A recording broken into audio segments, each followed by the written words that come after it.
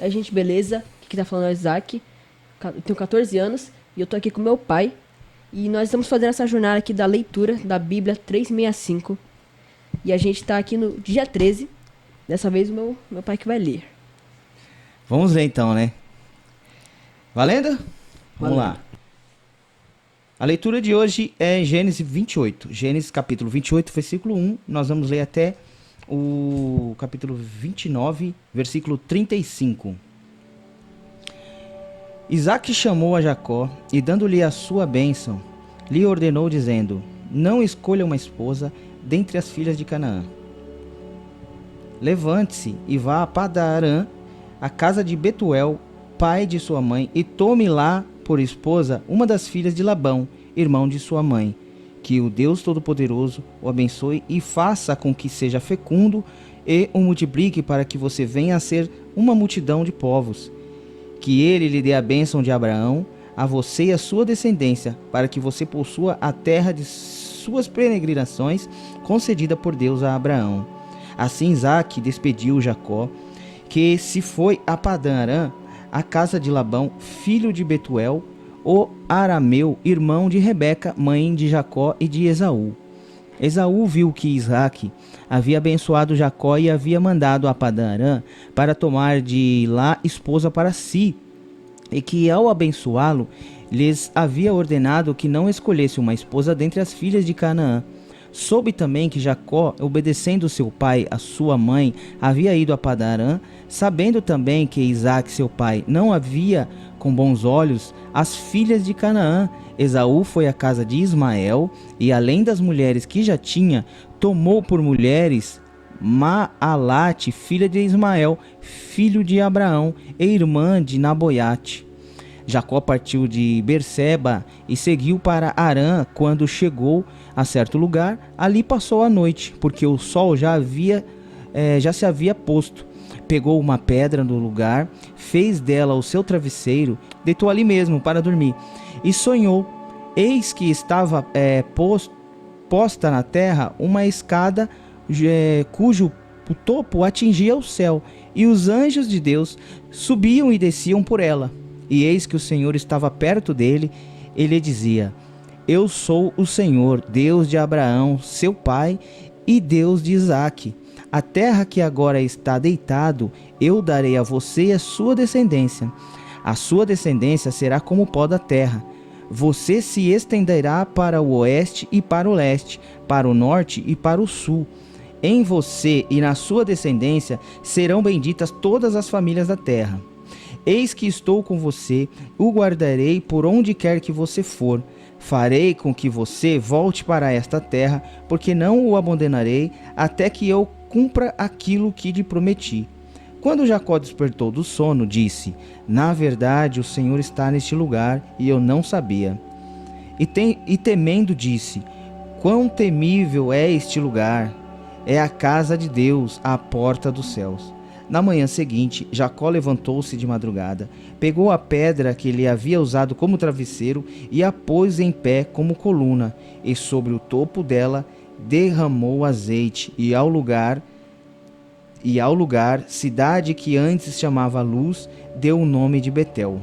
Jacó fez também um voto, dizendo: se Deus for comigo e me guardar nesta jornada que empreendo, e me der pão para comer, roupa para vestir, de maneira que eu volte para a casa de meu pai, então o Senhor será o meu Deus, e a pedra que pus como coluna será a casa de Deus. E de todo o que me concederes, certamente te darei o dízimo. Jacó se pôs a caminho e foi à terra do povo do Oriente. Olhou, e eis um poço no campo, e 3 rebanhos de ovelhas deitados junto dele, porque daquele poço davam de beber aos rebanhos, e havia uma grande pedra que tapava a boca do poço.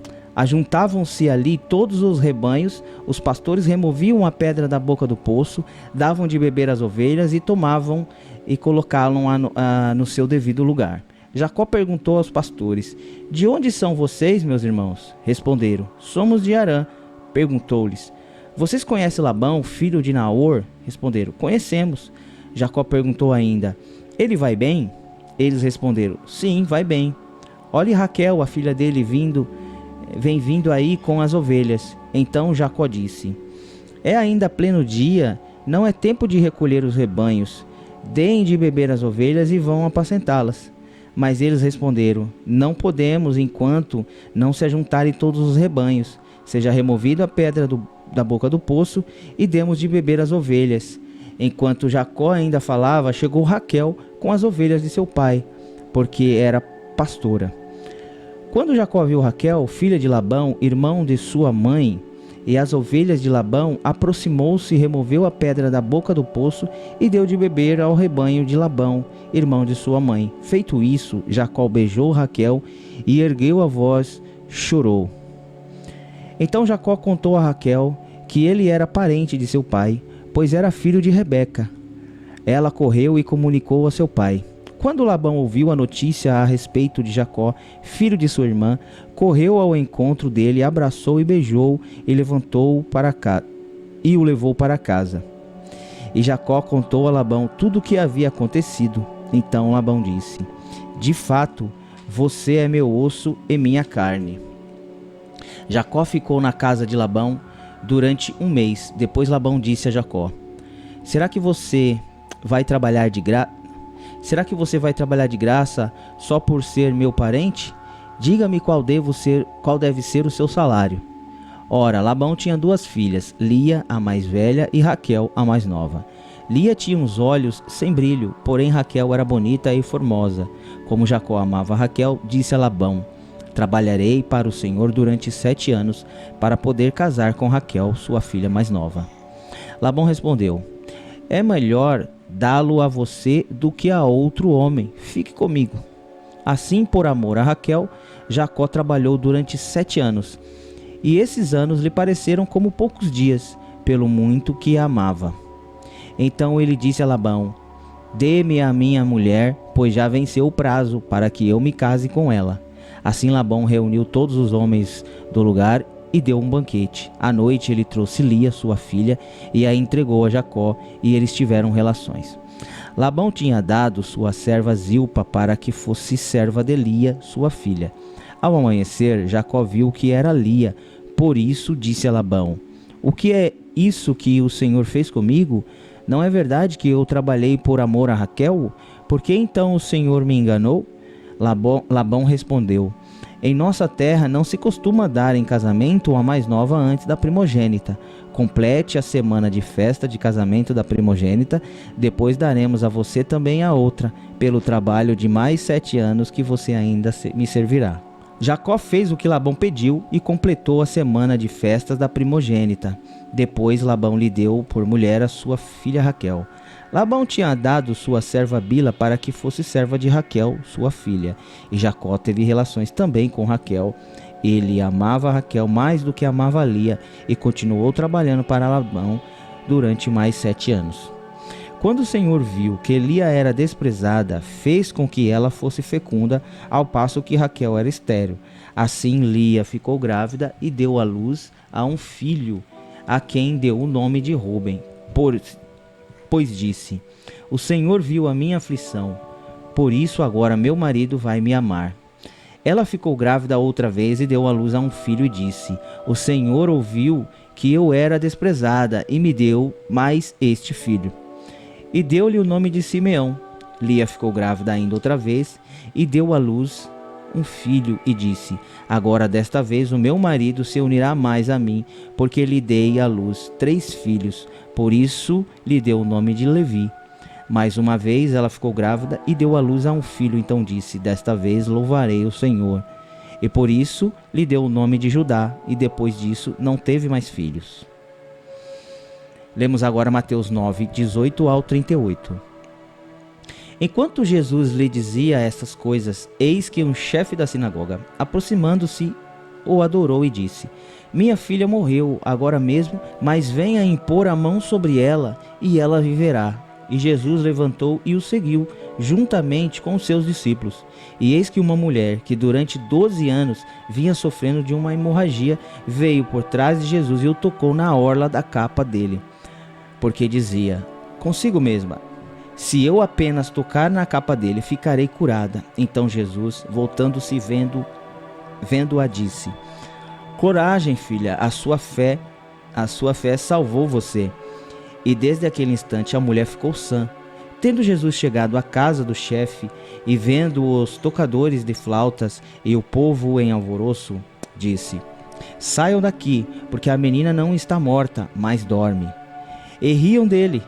Mas quando o povo tinha sido colocado para fora, Jesus entrou, tomou a menina pela mão e ela se levantou. E a notícia deste acontecimento se espalhou por toda aquela terra. Saindo Jesus dali, 2 cegos o seguiram gritando: tenha compaixão de nós, filho de Davi. Quando ele entrou em casa, os cegos se aproximaram e Jesus respondeu: vocês creem que eu posso fazer isso? Eles responderam: sim, Senhor. Então Jesus tocou os olhos deles, dizendo: que se faça como vocês, conforme a fé que vocês têm. E os olhos deles se abriram. Jesus, porém, os advertiu severamente, dizendo: tenham cuidado para que ninguém fique sabendo disso. Eles, porém, saíram e espalharam a notícia a respeito de Jesus por toda aquela terra. Quando eles saíram, eis que trouxeram a Jesus um mudo endemoniado. E assim que o demônio foi expulso, o mudo passou a falar, e a multidão se admirava, dizendo: jamais se viu tal coisa em Israel. Mas os fariseus diziam: ele expulsa os demônios pelo poder do maioral dos demônios. E Jesus percorria todas as cidades e aldeias, ensinando nas sinagogas, pregando o evangelho do reino e curando todo tipo de doenças e enfermidades. Ao ver as multidões, Jesus se compadeceu delas, porque estavam aflitas e exaustas como ovelhas que não têm pastor. Então Jesus disse aos seus discípulos: a seara é grande, mas os trabalhadores são poucos. Por isso peçam ao Senhor da seara que mande trabalhadores para a sua seara. Então vamos lá, Isaac, agora você faz o finalzinho aí de Salmos 11, do 1 ao 7, depois Provérbios. Vamos lá? Salmos capítulo 11, versículo 1 ao 7. No Senhor me refugio. Como então vocês dizem a minha alma: fuja como um pássaro para o seu monte? Porque eis aí os ímpios, armando seus arcos, colocam a flecha na corda, para as escondidas dispararem contra os retos de coração.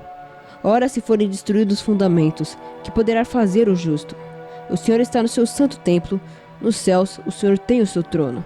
Os seus olhos estão atentos, as suas pálpebras sondam os filhos dos homens. O Senhor põe à prova o justo e o ímpio, mas ele abomina o que ama a violência. Fará chover sobre os perversos brasas de fogo e enxofre, e vento abrasador será a parte do cálice deles. Por ser justo, o Senhor ama a justiça. Os retos lhe contemplarão a face.